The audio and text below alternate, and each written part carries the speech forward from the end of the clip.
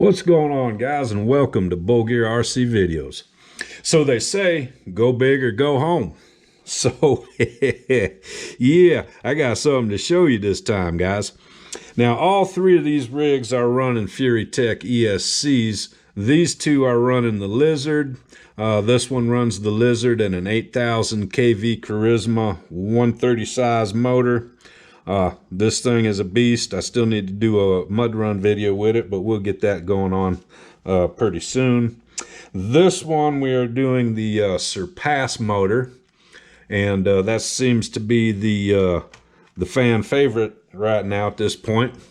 And I've been experimenting with different motors. This truck we have the Tegu motor in. This is the Parts Pile Power Wagon, or we have the Tegu ESC, excuse me.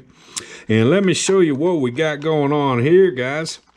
I had to redo my rear motor mount, or my rear body mount. We did Velcro this time because I had to basically rebuild this entire truck to make this all happen.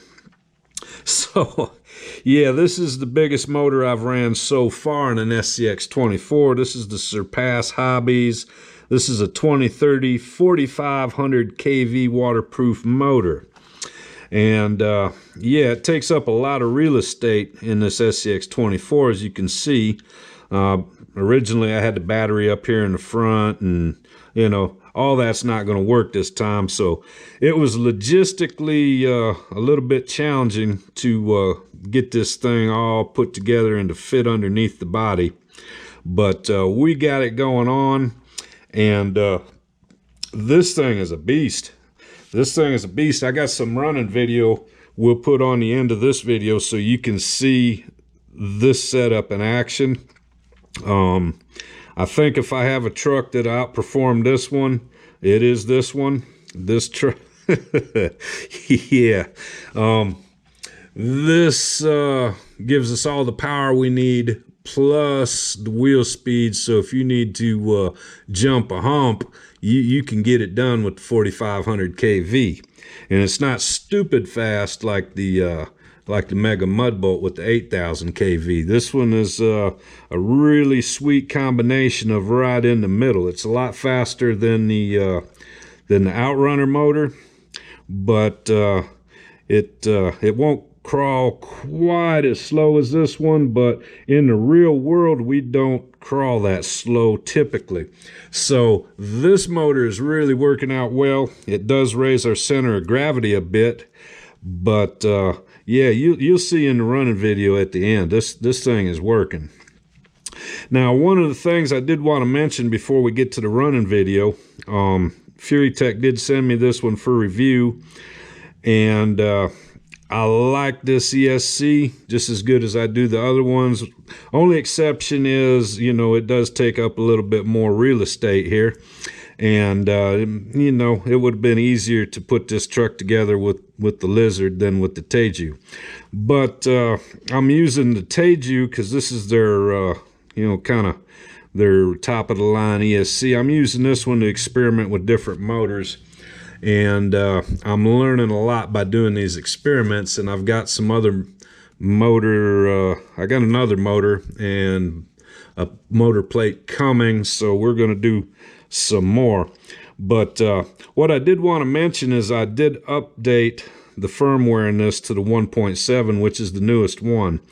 And when I went to do that, I had a little bit of a glitch, and I'm going to tell you how to work through that.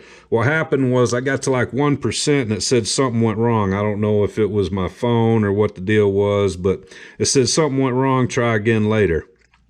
And when I tried to reconnect, it wouldn't reconnect. It took me several attempts to get it to reconnect. But what it does, it goes into like sort of a hard boot mode or something. But eventually, you know, just keep trying. You know, I didn't even have any lights come on. It was like the thing died or something. But it just got into that boot mode, and after a few tries, it connected, and I was able to you know, go ahead and update the firmware, software, whatever you want to call it, and we got it all working. Now, with this particular motor, I had to play around with the tuning quite a bit. You know, it's at that really slow crawl that impresses everybody so much about the Furitek's. This thing, at first I thought my gear mesh was bad because I heard it kind of, you know, something sort of like a clicking, and then, you know, just a touch more throttle and it would quit doing it. And what I discovered was that the motor was cogging a little bit. And I think this is because this motor's so big. You know, I don't know that this ESC was designed for a motor quite this large.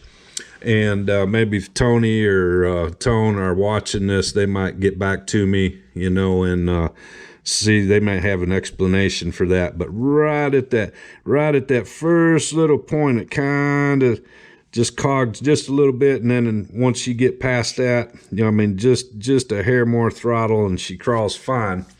And out in the real world, I never even noticed it. You know, when I took this thing out for a test run, it was something you didn't notice. I think it bothered me worse here on the bench than it did out in the real world for sure.